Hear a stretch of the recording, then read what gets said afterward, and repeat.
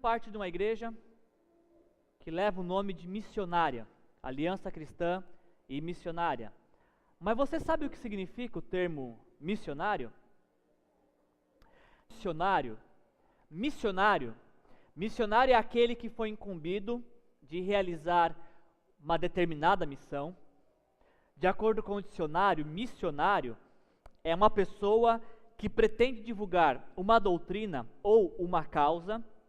E de acordo com o dicionário, missionário é algo relativo à missão ou a missões.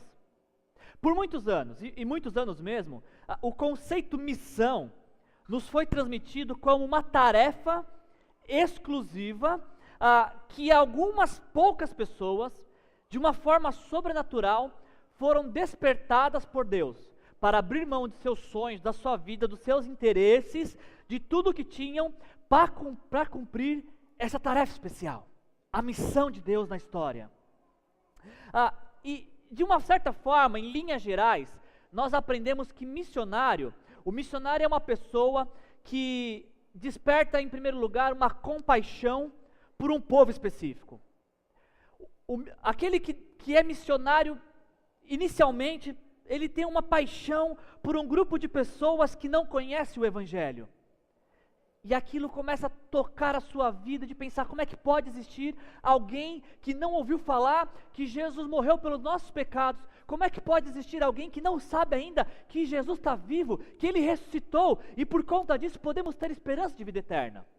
Então, este é o missionário, alguém que teve compaixão por um povo não alcançado. Logo após a compaixão, vem o chamado. O missionário ele vai entender que não apenas existe um povo que não conhece o Evangelho, mas que alguém precisa anunciar. E este alguém sou eu.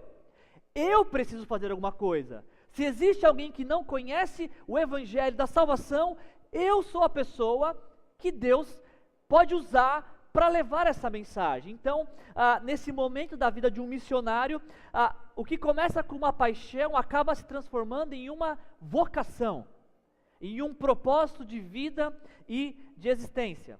E assim nós aprendemos, assim nos foi ensinado. Nós aprendemos que quando uma pessoa tem uma compaixão por um grupo determinado de pessoas e entende que Deus a está chamando para levar a mensagem para esse grupo. Geralmente tais pessoas são encorajadas a se prepararem para essa nobre tarefa. E como é que é o preparo dessas pessoas? Ele começa inicialmente por uma preparação. Quando você tem uma pessoa que tem a compaixão e tem o chamado, normalmente essa pessoa é encorajada a se preparar, e o preparo começa por um curso de teologia, que vai de 2 a 4 anos, onde esta pessoa recebe alguns ensinamentos bíblicos que vão ser a base do que ela vai ensinar para as pessoas não alcançadas. E depois desses 4 anos de preparo teológico, o missionário também é encorajado a ter uma imersão na cultura para a qual ele vai anunciar a mensagem. Então ele fica, em linhas gerais, 1 ano apenas aprendendo a língua, os costumes e as práticas dessa cultura, deste povo a ser alcançado. E depois, nos próximos 2 anos, esta pessoa ela não é encorajada a fazer outra coisa senão se relacionar, desenvolver relacionamentos com as pessoas que quer alcançar. Dessa forma, a gente está falando que aproximadamente em 6 anos, o missionário está pronto para fazer aquela grande tarefa, para cumprir a missão que Deus lhe confiou. E a história nos mostra que muitas pessoas passaram por este processo de compaixão, chamado, preparo e imersão. Muitas pessoas se dedicaram a esse tempo de se entregar para esse tipo de situação, de preparação, para poder fazer a missão e anunciar a salvação de Jesus para quem quer que fosse. E a história nos mostra o exemplo de várias pessoas. Uma delas, por exemplo, Hudson Taylor, que foi um missionário inglês que viveu na China por 51 anos. E Hudson Taylor é interessante porque antes mesmo de fazer qualquer coisa que dissesse respeito à missão, propriamente dito, ele procurou se envolver com a cultura, vestir a roupa que os nativos vestiam, comer o que os nativos comiam, para poder compreender melhor a cultura chinesa. Um outro, dentre tantos nomes que poderíamos citar, nós podemos citar também William Carey, que é conhecido como pai das missões modernas, que foi missionário na Índia por 41 anos. Para estes homens, eles viam que existia uma barreira para comunicar o evangelho.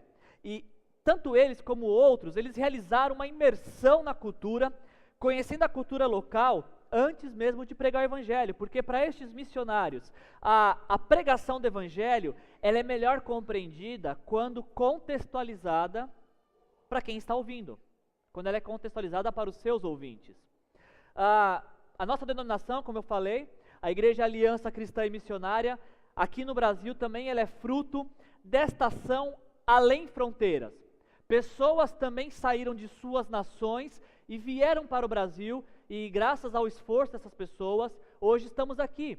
Por exemplo, na década de 50, uma senhorinha japonesa chamada Mutsuko Ninomiya, ela foi para Brasília e sozinha, uma única mulher sozinha, plantou as 3 igrejas que nós temos hoje lá em Brasília. Na década de 60, um grupo de missionários americanos, liderado pelo casal Davi e Judith Jones, que muitos de vocês conhecem, começaram um trabalho no sul do país, e próximo dos inícios dos anos 80, uma outra leva de missionários americanos chegou em São Paulo, liderado pelo pastor Timóteo e Julie Bubna.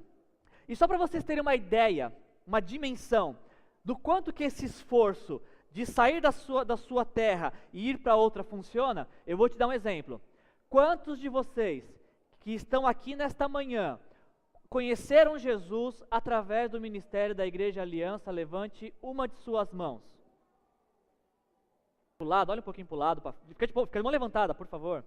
Se vocês olharem para o lado, para frente, para trás, vocês vão perceber que a maioria dos que estão presentes aqui conheceram Jesus através do ministério da Igreja Aliança. Eu também, eu conheci Jesus, eu ouvi falar que Jesus morreu pelos meus pecados e que se eu me arrependesse dos meus pecados, Jesus me daria vida eterna. Eu ouvi essa mensagem através do ministério de uma das igrejas Aliança de São Paulo, quando eu tinha 16 anos. A Igreja Aliança é minha primeira e vai ser minha última igreja, com certeza. É a única igreja que eu conheço, que eu vivi.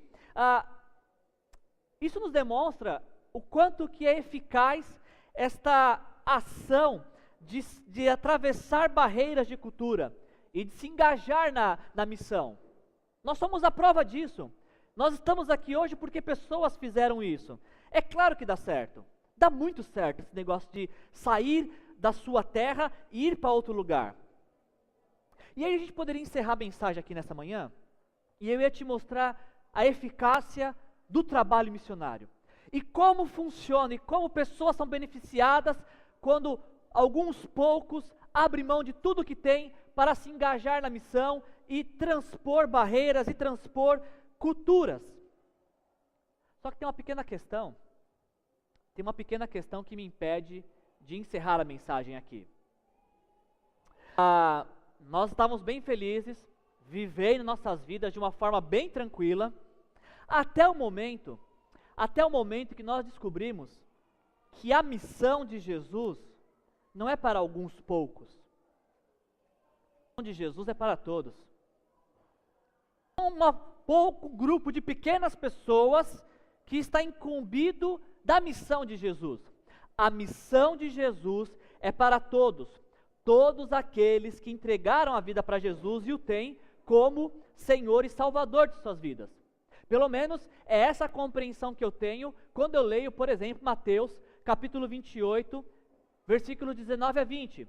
Um texto que nós aprendemos a conhecer e nas nossas Bíblias deve estar com um título como a grande comissão, ou a grande tarefa, ou o grande chamado, ou alguma coisa.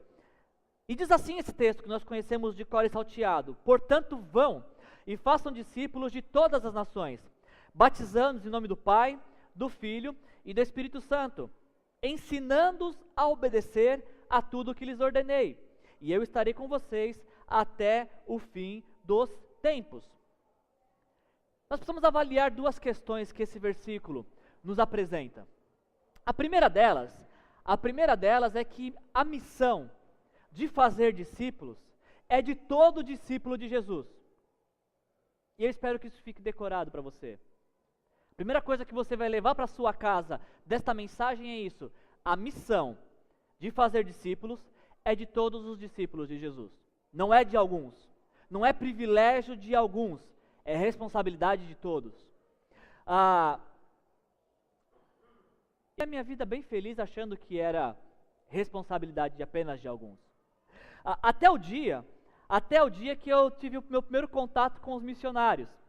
Teve um missionário em especial que eu tive um contato quando eu cheguei na igreja, e para mim missionário era uma coisa assim de outro mundo, é tipo um extraterrestre que vem ao planeta, um ser perfeito, alado, que poderia assim ser usado por Deus. Para mim missionário era um cara que era super crente, ele devia, sei lá, ao invés de fazer devocional, lendo a Bíblia, ele devia falar propriamente com o próprio Deus, o céu devia abrir para ele assim, e ele conversar com Deus assim, tete a tete. Para mim, os missionários, a família de missionários era a família perfeita, e eu achava que os passarinhos entravam pela janela pela manhã e acordavam os missionários, e depois arrumava a cama deles, e as crianças amanheciam brincando, sorrindo. Para mim, missionário era um ser diferenciado.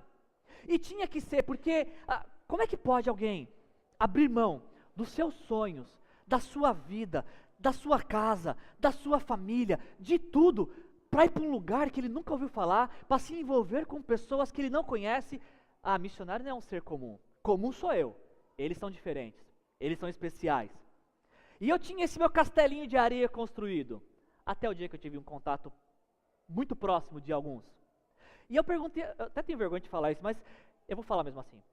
Eu perguntei para ele assim, mas você é missionário, como é que é seu devocional? Como é que você lê a Bíblia?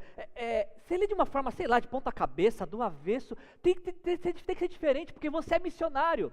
Ou o que é que você faz no campo missionário? Sei lá, Jesus vai andando com você durante o dia, enquanto você conversa com as pessoas. Como é que é lá no campo missionário? E esse missionário, ele me falou simplesmente que a maneira que ele lia a Bíblia é a mesma maneira que eu leio a Bíblia. E o que ele faz lá no campo missionário é a mesma coisa que eu deveria fazer aqui, que não existe diferença nenhuma entre mim e ele. Aquilo quebrou minhas pernas. Eu fiquei chateado. Eu fiquei desapontado porque meu castelinho de areia destruiu. Um missionário me disse que ele era igual a mim. Eu era comum, eu era líder de jovens, mas ele era o missionário. Ele falou, nada disso. Eu sou igualzinho a você. Tenho defeitos, cometo pecados, os meus filhos brigam, os passarinhos não arrumam minha cama quando eu acordo. E aí eu falo, poxa, então tem alguma coisa errada, porque se ele é igual a mim, eu também tenho condições de fazer o que ele faz. Só que aí eu pensei o seguinte, mas peraí, eu não tenho como sair daqui do meu país, da minha terra, para ir em um outro lugar. Eu tenho minhas ocupações, eu tenho as minhas pretensões de vida, eu tenho os meus sonhos. E muitos de nós talvez pensamos da mesma forma, não é? Eu não tenho como sair do meu trabalho, imagina, eu estou desenvolvendo a minha carreira. Eu não tenho como sair da minha cidade, os meus filhos têm aula amanhã, não dá para ir para o campo missionário. E aí a gente arrumou um jeito de resolver isso. A gente desenvolveu o slogan de que missões se faz. Missões se faz com os pés dos que vão, com os joelhos dos que oram e com as mãos dos que ofertam. E aí a gente aprendeu o seguinte, olha, eu não tenho como ir, porque eu tenho uma vida, né? Eles não têm, mas eu tenho uma vida, eu tenho sonhos, eu tenho planos, meus filhos têm escola amanhã, eu não tenho como ir. Mas eu posso orar. Não tenho como ir, mas eu posso ofertar. Então nós aprendemos que se nós não podemos ir, mas nós podemos orar ou ofertar, nós também estamos fazendo missão. E dentro dessa perspectiva de que missão se faz com os pés dos que vão, com os joelhos dos que oram e com as mãos dos que ofertam, nasce todo tipo de coisa. Por exemplo, Deus teve um único filho e fez dele um missionário. E você o que vai fazer? Jesus teve 12 discípulos e o único que não foi um missionário foi um traidor. E você o que vai fazer? Quando o assunto é missão, só há 3 coisas que se podem fazer: fugir, Ficar olhando ou fazer algo? O que você vai fazer? E eu não sei se já aconteceu com você, mas eu já assisti algumas pregações, algumas mensagens de conferências missionárias, onde quando o missionário vai falar, ou quando vai se fazer um relato do missionário que está na terra, está distante, a maior ênfase é dada no sofrimento e na necessidade que o missionário tem, de todas as privações que ele passa, de todos os apuros, os apertos, as necessidades, pelo menos as que eu assisti, algumas delas, é dado mais ênfase nas necessidades do que naquilo que está sendo realizado, nas pessoas que estão sendo salvas. Certa vez eu ouvi algo do tipo assim, por que você não oferta um Big Mac ou uma pizza por mês para missões? Um Big Mac não vai fazer falta na sua vida, mas pode salvar a vida de muitos. E a gente aprendeu, a gente foi convencido disso, não é? Nós fomos convencidos a gente olha para os missionários, passando um aperto, passando necessidade, abrindo mão dos seus sonhos, passando apuros, e a gente pensa assim, fazer missão, ofertando e orando, eu é que não vou para um lugar desse. Eu prefiro ficar um mês sem comer Big Mac, é mais fácil. É muito mais fácil para mim ficar um mês sem comer pizza ou Big Mac, do que ficar passando esses apuros, essas necessidades. Se missão se faz orando e contribuindo, para que eu vou abrir mão dos meus sonhos, do meu trabalho, da minha cidade, da minha família? Eu vou ficar aqui orando e deixar que alguns outros possam ir também. Então, a grande questão com esse slogan e tantos outros de missões é uma só. Tão boa? Diga para mim, aonde que você está lendo aqui neste texto que missão se faz orando? Alguém consegue achar aqui a palavra oração nesse texto? Temos que Mateus 28, 19 e 20 é o texto áureo de missão. Onde você está lendo aqui que quem oferta faz missão? Pegar alguma coisa relacionada à oferta? Óbvio. É óbvio que missão se faz com os pés dos que vão, com os joelhos dos que oram, com as mãos dos que ofertam. É óbvio isso. Mas antes disso, antes da oração, antes do envio e antes da oferta, nós precisamos aprender uma coisa. A missão é fazer discípulos. Não é construir prédios, não é fazer programas. A missão é fazer discípulos. E esta é a missão de todos os discípulos de Jesus, não é de alguns. Todos devem orar, todos devem ir, todos devem contribuir para que pessoas cheguem a se render a Jesus. É uma tarefa, é a missão de Jesus para todos os seus discípulos. Todo aquele que se rende a Jesus, automaticamente é comissionado a fazer um outro discípulo. Essa é a questão que eu queria levantar com vocês. E eu queria que você gravasse isso.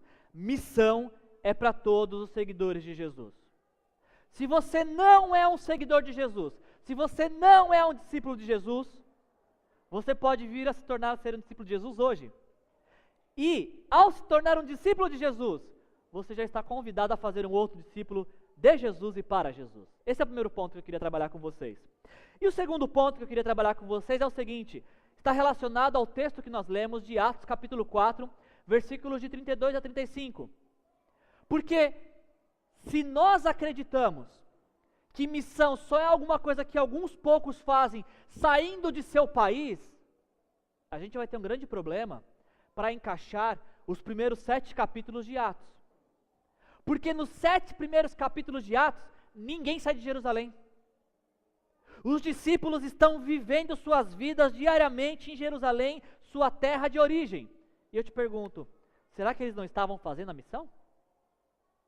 Se pelo fato de eles estarem nas suas casas, na sua vizinhança, entre o seu povo, eles não estavam fazendo a missão? É lógico que eles estavam. Olha o que o texto diz.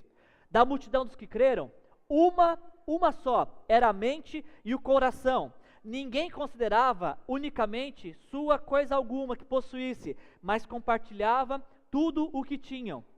Uma mente e um coração diz respeito à unidade.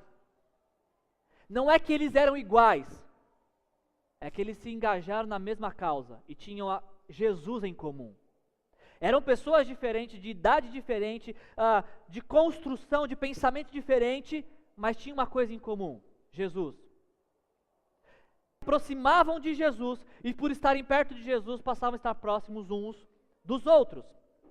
A unidade da igreja é o meio pelo qual o mundo conhece Jesus.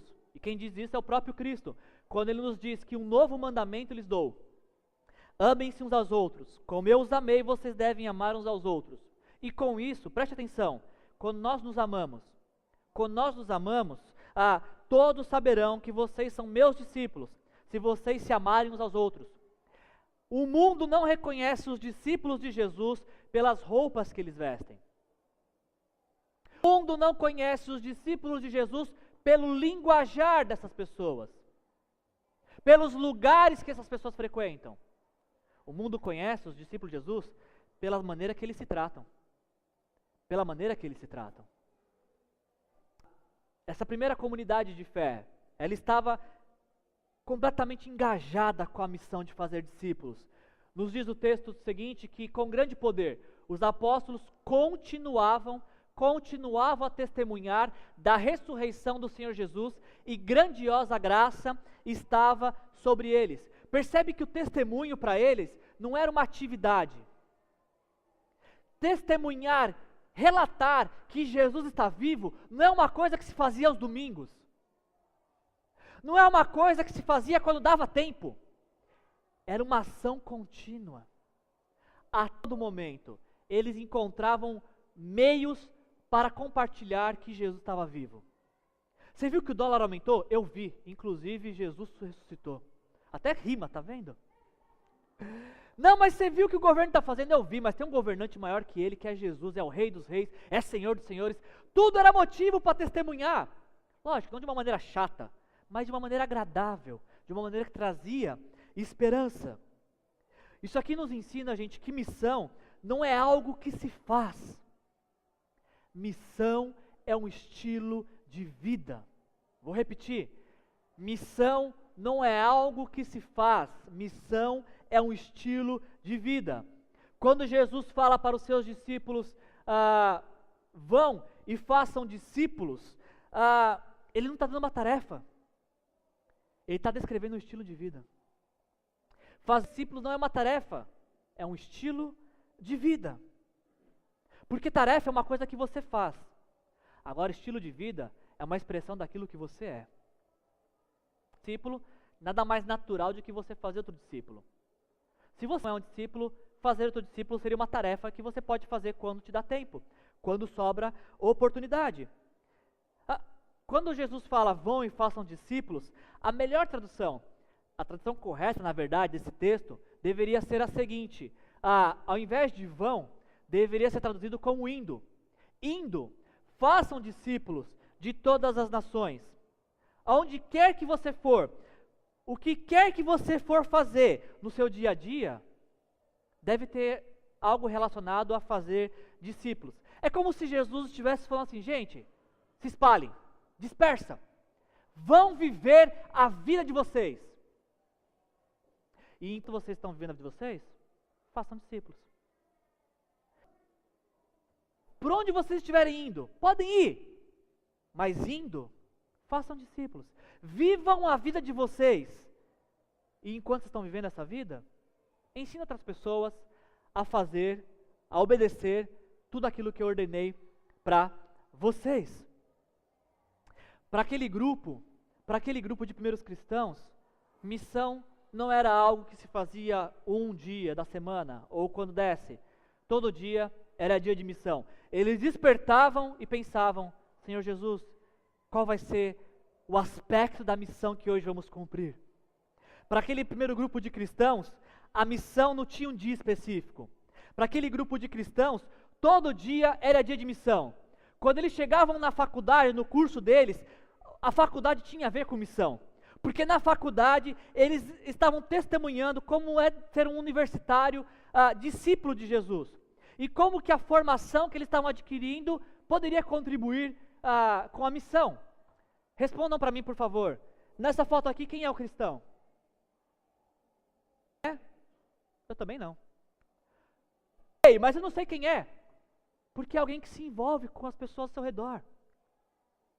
Os cristãos chegavam no trabalho, eles eram os melhores funcionários da empresa. E eles trabalhavam, e seu chefe olhava para eles trabalhando, e compreendia que aquelas pessoas trabalhavam não para a sua empresa, mas trabalhavam como quem trabalha para o próprio Deus. Porque estas pessoas sabiam que o seu salário não vem dos seus empregadores, mas vem do próprio Deus. Aonde que está o cristão aqui? Alguém consegue enxergar um cristão aqui? Quem é? Está aqui no meio. Pessoa igual às outras, com um único diferencial. Único, que é Jesus.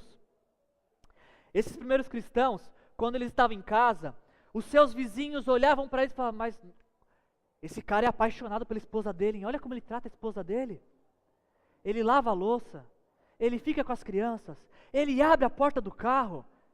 Que amor é esse? As vizinhas olhavam para a mulher e falavam, nossa, mas como essa mulher ama o marido dela? Olha como ela fala de forma respeitosa com ele.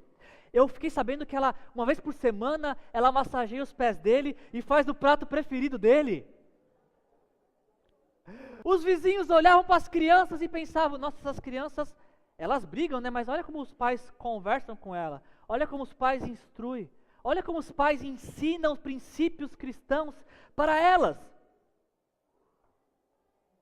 Você entende? Você percebe por que fazer discípulos não é uma tarefa, é um estilo de vida? Você conseguiu entender por que missão não tem nada a ver com o que se faz, mas com aquilo que se é? A missão, ela não é de alguns, ela é para todos os discípulos de Jesus que decidiram viver suas vidas como Jesus. Você entendeu isso? Se é para todos os seguidores de Jesus, nós também aprendemos que missão não é uma tarefa a ser realizada, mas uma maneira de se viver. Para a gente concluir a mensagem nesta manhã, a gente pode levar para nossa casa e praticar esta semana que missão é um estilo de vida de cada seguidor de Jesus. A vida nossa de cada dia, ela deve ser vivida de forma intencional, sempre à procura de procurar oportunidades. Como é que eu posso testemunhar de que Jesus está vivo? Como é que essa esperança que habita em mim pode habitar em você? O discípulo de Jesus pensa, ele está condicionado a pensar nisso. Como é que eu posso abençoar outras pessoas? E foi a conclusão que um homem chamado Leslie Newbigin, ele chegou quando ele voltou para a Inglaterra em 1974. O Leslie Newbigin, ele foi missionário na Índia por 40 anos. Só que quando ele saiu da Índia e ele chegou na Inglaterra, algo assustou ele. Ele ficou completamente assustado com a realidade das igrejas na Inglaterra. E ele fez alguns levantamentos, alguns questionamentos para a sua igreja enviadora. Por exemplo, Leslie Newbigin, ele se questionou por que é feito um grande esforço para levantar recursos, para enviar pessoas para outros países, mas é feito o mínimo ou quase nenhum esforço para se alcançar a pessoa que mora aqui do lado. Ouvimos falar de uma mobilização para levantar recursos para o missionário que está lá na Antártida. Já pensou em investir em alguém que está aqui para alcançar outros? Não seria nada estranho se nós fizéssemos um movimento para levantar recursos para alguém que está no campo, que está em outro país. Agora, o que seria completamente estranho seria nós investirmos em uma pessoa, por exemplo, para que ela seja um grande professor em uma universidade. Toda a disposição de investir recursos em uma pessoa que fala assim, quero ser missionário. Então nós investiríamos nessa pessoa para que ela fizesse um curso de teologia, um curso de línguas e um curso sobre a cultura. Mas será que nós teríamos a mesma disposição de olhar para um jovem com potencial, uma pessoa em potencial, e pagar a faculdade dele, depois pagar o mestrado, para que ele se torne um grande professor e como professor possa influenciar seus alunos em uma faculdade? Não. Eu acho que isso seria absurdo para nós. Enviar alguém para fora, sim, mas investir alguém aqui dentro? Se assustou com isso. Newbigin também se assustou quando ele voltou da Índia, quando ele percebeu que a preparação de um candidato a missões, de aprender a língua, aprender a cultura, aprender os costumes, o encorajamento que essa pessoa recebia para se envolver com as pessoas do povo não alcançado, era muito maior do que o incentivo para a pessoa que não saía da sua terra, mas também não conhecia a sua cultura local, não conhecia a língua local, não conhecia os costumes locais e, principalmente, não se envolvia com as pessoas da sua própria cultura. Então você está me dizendo que o missionário, quando ele chega no campo missionário, ele tem que se relacionar com as pessoas. Mas você que está aqui, não tem que se relacionar com ninguém? Não é estranho isso? De você falar assim, olha, quando você chegar numa cultura, você não pode recusar nada, você tem que comer o que te oferecem, você tem que se envolver com as pessoas, conversar com elas. Mas na sua própria cultura você não faz isso? Isso foi o que Newbigin se assustou, porque ele percebeu que as igrejas que eram plantadas na Índia, os pastores se envolviam com toda a comunidade. Mas as igrejas da Inglaterra, os pastores estavam isolados e as pessoas estavam isoladas dentro de um prédio. Mas isso aconteceu na Inglaterra, tá? Eu estou falando uma coisa que aconteceu na Inglaterra, tá? Só lá talvez aconteça essas coisas. Newbigin também se assustou quando ele percebeu que no campo missionário, na Índia, os pregadores, os pastores, os obreiros, eles se preocupavam em contextualizar a mensagem. Porque eles sabiam que na Índia ninguém conhece Jesus. Na Índia não tem uma cultura cristã. Eles não sabem quem foi Jesus, não sabem quem foi José, não sabem quem foi Maria, não sabem quem foi Davi, não sabem quem foi Sansão. Então sempre que a mensagem era compartilhada na linguagem de quem ouvia. Porque o importante não é como eu transmito, mas como eu sou compreendido. E Newbigin se assustou quando ele voltou para a Inglaterra, e ele percebeu que na Inglaterra os cristãos tinham um linguajar que só eles entendiam, um dialeto que só eles entendiam, canções que só quem frequenta muito tempo de igreja entende as frases, a construção, só quem tinha muito conhecimento de Bíblia entendia o que era pregado e o que era cantado na Inglaterra. E Newbigin não entendeu por que no campo missionário existe um grande esforço para contextualizar a mensagem, mas na Inglaterra não tinha isso. Newbigin estranhou o fato de que as igrejas terem departamento de missões. Newbigin falou, mas peraí, aqui tem departamento de missões? E o pessoal falou, claro, na Índia não tem. E Newbigin falou, não, na Índia não tem departamento de missões, porque todo mundo lá é um missionário. A igreja vive na missão, ela não faz missão, ela vive na missão. Os cristãos que se convertem na Índia, dizia Newbigin, eles vivem a missão em cada momento da sua vida pública e privada. Então não tem departamento de missões na Índia, porque todo mundo vive missão. Não tem por que ter um departamento de missões. Vocês percebem que o conceito que o dicionário nos apresenta de missionário, o conceito que o dicionário nos apresenta, não está errado. Realmente, missionário é uma pessoa que foi incumbida de realizar uma determinada missão. Missionário realmente é uma pessoa que pretende divulgar uma causa, e o dicionário está certo, missionário é algo relacionado à missão. O problema que nós temos não é com a definição do dicionário. A questão que precisamos tratar é a definição de missão. Nós precisamos definir hoje de quem é essa responsabilidade, em que momento se faz e aonde a missão se faz. Responda para mim, por favor, de quem que é a missão?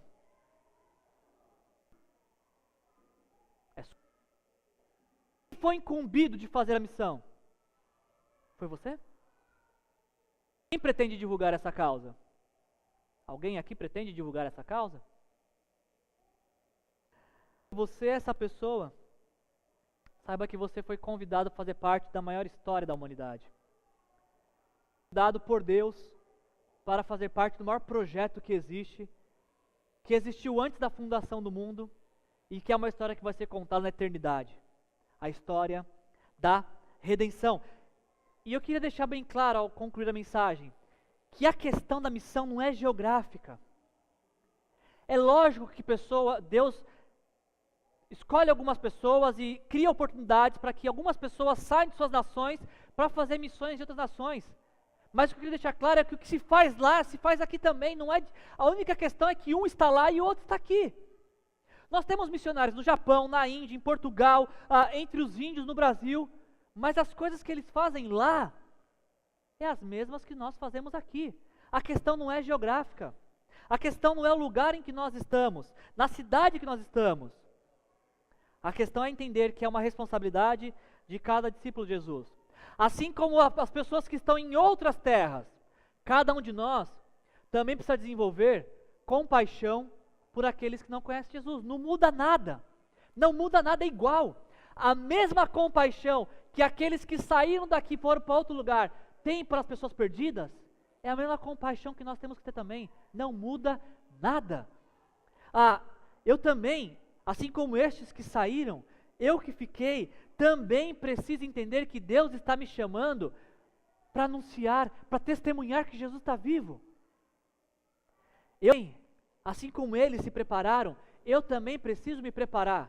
Eu preciso também conhecer mais a Deus para anunciar, para compartilhar. E assim como esses que saíram, eu também preciso fazer uma imersão na cultura onde eu estou. Eu também preciso conhecer os anseios das pessoas ao meu redor. Eu também preciso saber por que elas gostam tanto de Michel Teló e Luan Santana. Que Deus tenha misericórdia delas. Mas por que elas gostam? Tem um motivo para isso.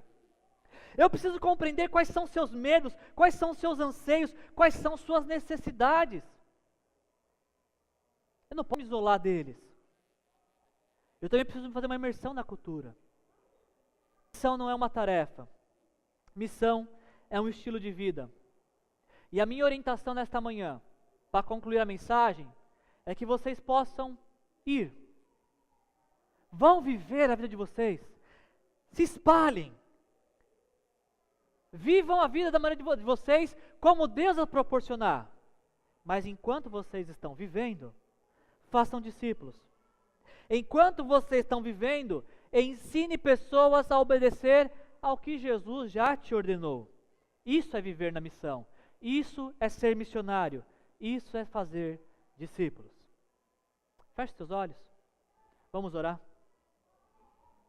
Nosso Deus, nosso Pai, em nome de Jesus, Senhor, eu quero te agradecer, Pai, porque um dia uma determinada pessoa saiu do seu país, veio até o meu país e falou de Jesus para mim, e hoje eu estou aqui graças a esse esforço de alguém que teve esse desprendimento, porque se envolveu na missão do Senhor, Pai. De forma, Pai, como muitos fizeram, nós também queremos fazer nesta manhã, Senhor. Pode alguns dentre nós, o Senhor vai tirar de São José dos Campos e levar para outros lugares. E para onde essas pessoas forem, elas vão despertar compaixão por aqueles que não te conhecem, elas vão se preparar para anunciar sua mensagem, elas vão despertar um grande interesse, desenvolver o chamado do Senhor, e elas vão fazer uma imersão na cultura para onde o Senhor as enviar. Outras pessoas, Senhor, eu creio que o Senhor não vai tirar de São José dos Campos. Elas vão continuar aqui. Elas vão continuar nas suas famílias, nos seus trabalhos, nessa cidade. E estas que o Senhor chamar, mas que estiverem aqui, também vão precisar se preparar. Também vão precisar imergir na cultura. Também vão precisar, Senhor, despertar compaixão por aqueles que não te conhecem. Senhor, tanto aqueles que vão quanto aqueles que ficam têm a mesma e única missão: fazer discípulos.